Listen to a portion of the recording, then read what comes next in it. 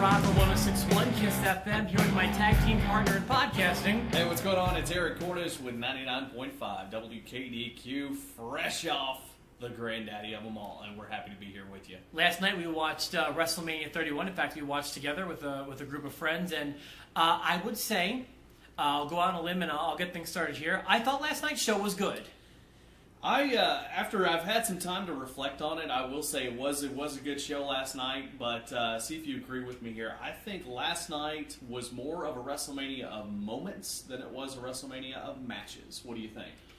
Wow, actually, I don't know that I agree with that. Do you want to explain? Because I didn't think there was a whole lot of moments. I thought it was more about the moments. Again, there was nothing pretty about the main event, which we'll get to here in a little bit. But it was more about the moments that followed with the cashing in, I thought. Okay. I don't think there was anything that exciting about the Bray Wyatt-Taker match. I don't think there was anything that exciting really about the match itself between Triple H and Sting. But the moments created in some of those, events, I think, are what stood out. Cena and Rusev. The ladder matches. I mean, all of the stuff. It was more about moments to me than matches, because I don't think we're going to look back on this and go, man, that was a 5-star match. Any of them. You're right. There weren't any 5-star matches there. In fact, I haven't even thought of what my favorite match was. Actually, that one's pretty easy. My favorite match last night was the main event. That I like that kind of style with Brock. It works for me. It doesn't work for everybody, but it works with Brock. Let's go ahead and talk about the main event then, and we'll go ahead and discuss that. As JR might say, bowling shoe ugly that match was, but it told a story very, very well, and that's the way that match needed to be. Short, I agree. To the point, and brutal. It was brutal, and it had the right outcome. I told you I needed that cash in to save the show for me, and they did it. And they weren't afraid to do it. I feel like sometimes they don't want to take the obvious answer, but last night I felt like they did. I loved it. I mean, let's just say Seth Rollins for the last 10 months has been the VIP of this company. Yes. I mean, they have made him a star. They have put him in the spotlight. So to me, going into this is kind of why I said I see a cash-in happening. I know we say that every WrestleMania, but like this WrestleMania, it was like, this is where it needs to happen. It had to happen. Because he has been the focal point of WWE for the last 10 months. And now he is in that role, and everybody else in the match was better for having that match. Mm-hmm. It all worked out. I mean, Brock didn't get pinned, so that leaves a lot of scenarios wide open. Mm-hmm. You got Roman Reigns, who gained respect for taking just a beating. I mean, I'm interested to see where some of those reactions are going to lead to, because they'll have to talk about him and his smiling as he's getting beat up and that kind of thing. Yeah, which is kind of odd to me. But you got to think that has to play into what's ahead. Possibly. Reigns is I'm still lost on him. I was behind him for a moment in time. That time is long gone, and I'm glad he didn't leave with the title. As long as he didn't leave with the title, I was going to be happy. Yeah. Rollins leaving with the title, though, was the right kind of surprise for the end of the show. Just doing it during the match, like at the tail end of the night, was a cool call. Never been done. That was cool. So I enjoyed the way they changed that up on the fly. That was my favorite match of the night, personally. Yeah. I would say so. The ladder match was good. Ladder match was, there's another brutal match. Didn't have a lot of the, wow spots, which is okay. I mean, as long as, but anytime you have a ton of guys in the ring at the same time, it's not going to be a 5-star match, but it is going to be, it's going to provide some of those moments. Same way with the tag match. I thought the tag match was really, really good. And but again, you got a ton of guys in the ring at the same time, trying to do their thing. So that doesn't stand out as a 5-star match. Let's talk about Triple H Sting. The match was what it needed to be. If you're going into that one expecting Sting and Flair from, Sure. Clash of Champions, I think you're missing what this was supposed to be. I did not have a problem with it. I get why some people do. It's just, that's kind of actually what I want. The Monday Night War fans' wet dream. Right. I'm just kind of confused by this. And this is the only, and it goes hand in hand with the other match that we compared this to, and that's the Bray Wyatt-Taker, which, the entire time the build-up's kind of similar, but different stories, you know what I mean? You got Bray Wyatt just carrying this whole thing with Undertaker, and then Undertaker comes back and gets a win, is what I expected. But on the other hand, you've got Triple H and Sting, where they built this up and built it up and built it up as this is something serious because, okay, Sting affected the outcome of a major match, you know, and got Triple H and Stephanie fired as the Authority, and he's interfered, you know, several times on behalf of the WWE fighting against the Authority.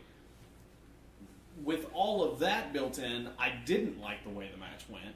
However, if you throw all of that out, you know, and all the build-up that they had because of that, I'm okay with the way the match turned out. With the NWO and DX and Shawn Michaels coming out and super kick and all that.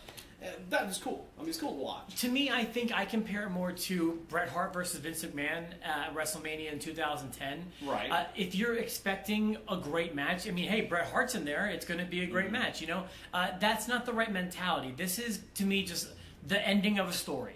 And that's the way I compare it to. So I wasn't expecting... you know, Sting and Flair from you know, Clash of Champions. I was expecting more what we got. I was actually glad that we did. It was neat. I just don't think they set it up as, you know, that kind of match. You know what I mean? They set it up as there would be more to the story, and I kind of have. I mean, yes, it's wrestling. We're going to suspend our disbelief when we saw half of these guys like holding hands. I agree. The night before, that is annoying. And now they're fighting. You know, I'm with you there. I also didn't like the fact that, I mean, they had a knockdown, drag-out match, but Triple H beats him with a sledgehammer, and then they shake hands, only for Triple H to come out later and still be the heel. I would describe the match as corny, but at the same time, it was a good moment, and that's kind of goes along with what I was saying. And as I kind of touched on there, Taker and Bray, I think was it was lacking in something. That was the one match I really did not like. I thought that was the worst match of the night. That match had absolutely nothing special about it to me. Undertaker's entrance was not special. It was in the daylight. There was nothing special about it. We haven't seen him for a year. I was waiting for this entrance. Like, that's the one thing I like about Undertaker, and it's just a slow walk to the ring. That was what I did not want. And since there was nothing special about it, I kind of wanted Bray to win. The match just went on and on. It sucked. And I don't think Bray did anything to stand out, which is unfortunate because he always does. And Undertaker, although he looked much better than he has in the last couple of years, he didn't do anything exceptional other than the regular Taker stuff. So it wasn't a bad match by any means, but it just didn't live up to the hype, I don't think. No, I would say it was... I would say both. I would say it didn't live up to the hype, and it also wasn't good. Okay. Personally, if we're going to bring this guy in, the special attraction, once a year, it better be something freaking special. Yeah. Especially if you're going to, you know, be beating a huge guy right now. Okay. To me, it needed something that it missed everything to me. I did not like that match. Okay, quickly, let's go through the other outcomes first. Cena and Rusev. What did you think about that match? That was fine, and I'm cool with. First of all, let me remind you, this is where I love Cena in the middle of the card, not knowing what's going to happen. I really like that. To me, I'm a huge Cena fan when he's here. So if he's going to have a U.S. title run, that's cool. I'm also all right with him beating Rusev, ending the streak because of what he did last month for Rusev. I don't think huge top stars would have done that in different generations. I don't think Hogan would have done it. I don't think Steve Austin would have done it. John Cena's the guy, you know, for something like that. Made Rusev look like $1 million last month. I don't care if he would have beat the tar out of Rusev last night. And 1 year ago today, Rusev made his big re-debut, you know, on Raw and everything. And I did. I said, and I've said it a few times, I still think that his road will go down, you know, eventually. He's already had a run that I think has exceeded your expectations. And it has. It certainly has. But I'm still going to stick with and now it's gone longer than I thought, but I will still say by next WrestleMania, we will have seen Rusev in at least one comedy skit.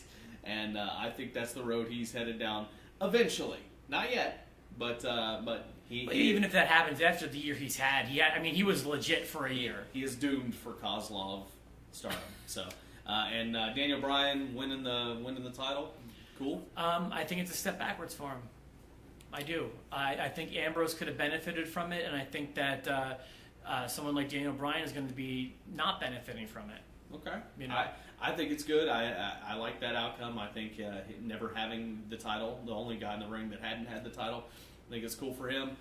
He's the only guy, I think we read last night, the only guy to be successful in an Intercontinental, in a World title match, and a Tag Team title match all at WrestleMania. Yeah. Very cool. Another little piece of trivia last night. This is only the 4th WrestleMania ever where a heel has won the main event. And it is the first time since WrestleMania 7 that a heel was the final focus leaving on top. Because, I mean, Miz won, but The Rock was kind of the focus at the end. Miz left laying. So only really 3 times has it ever happened where the heel left. Well, they picked the right time. Yeah. WrestleMania. And not only that, the crowd received it as a face. Like, there was a face reaction. Sure. The crowd loved it last night. Is there anything we missed? Anything important? The Divas match, they gave him a lot of time. I don't think it really, I mean, yeah, they made the most of it. I will say that. I'm not gonna hate on the match. I thought it was good. It was what it was. But and Ronda Rousey. I mean, we got to talk about that. That's got to be setting up something. If it's not setting up something, then they really missed the boat on that. But that was a heck of a moment. I don't know if it's setting up anything with Ronda, but I do think it's set up Rock and Triple H at WrestleMania 32. Yeah, I think they're well on their way, and they're going to have to do something big for WrestleMania 32. I can get behind that. I mean, they've always had good matches. I know they're all past their prime, but they're all in great shape. Both of them, great shape. Who's to say they can have good matches? I think. Yeah, I think so. Absolutely, I don't see a problem with that. Yeah, I'm a lot of good moments last night. I enjoyed watching it. Let's grade it. I'll give WrestleMania last night on a WrestleMania scale, a B minus. Yeah, I'd be on par with that. I heard somebody say last night that it was in the top 5 of all time. I don't agree with that. But I do think this was a very good WrestleMania, and we'll see tonight. They got to do something crazy tonight. The Raw always after WrestleMania always delivers. I don't know if Brock's going to be there tonight, but I'm telling you now, the whole Heyman issue, and I know you're not a big fan of this, but talk about turning Brock or turning Heyman or turning Roman, and that could be what happens tonight, and I would not be surprised. Roman as a heel is okay with me. Brock as a face is not. Okay. So that's my thoughts. Thank you for watching. We appreciate it. Make sure you subscribe, get our videos before anybody else. Coming up soon, your chance to win WWE SmackDown tickets when they come to the Ford Center. Yeah. May 12th. We will have the details on how you can win. We will be thanking our loyal watchers. Yeah. Keep that in mind. Yeah, so keep subscribing and for your chance to win with the Enhancement talent. Have a good one.